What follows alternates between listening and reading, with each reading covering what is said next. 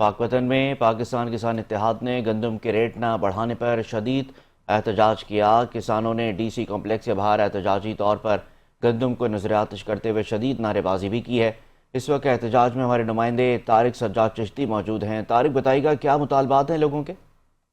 جی بالکل، سرکاری سطح پر گندم کے ریٹ نہ بڑھنے پر جو کسان ہیں وہ پاک پتن ڈسٹرکٹ کمپلیکس کے سامنے احتجاج کر رہے ہیں۔ اس وقت میرے ساتھ کسان اتحاد رہنما رضوان اقبال صاحب موجود ہیں، ان سے جانتے ہیں ان کے کیا مطالبات ہیں۔ جی بتائیے گا۔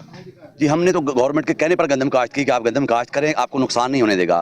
اب گندم مارکیٹ میں 2200-2300 روپے بک رہی ہے، جبکہ ہمارا اخراجات 3600 روپے فی من پر ہیں۔ اگر 4000 ملے گی تو ہم اپنی اگلی فصل کاشت کر سکیں گے۔ ہمارا گورنمنٹ سے مطالبہ ہے کہ آپ نے جو وعدہ کیا اس سے پورا کرے، گندم کا کاشتکاروں کو کم سے کم 4000 ریٹ ملنا شروع ہو۔ ہم نے پاک پتن سے تحریک کا آغاز شروع کر دیا ہے۔ یہ تحریک یہاں تک مخصوص نہیں رہے گی۔ 19 تاریخ کو ہم منڈی بہاؤدین کر رہے ہیں اور پنجاب کے تمام اضلاع میں کریں گے۔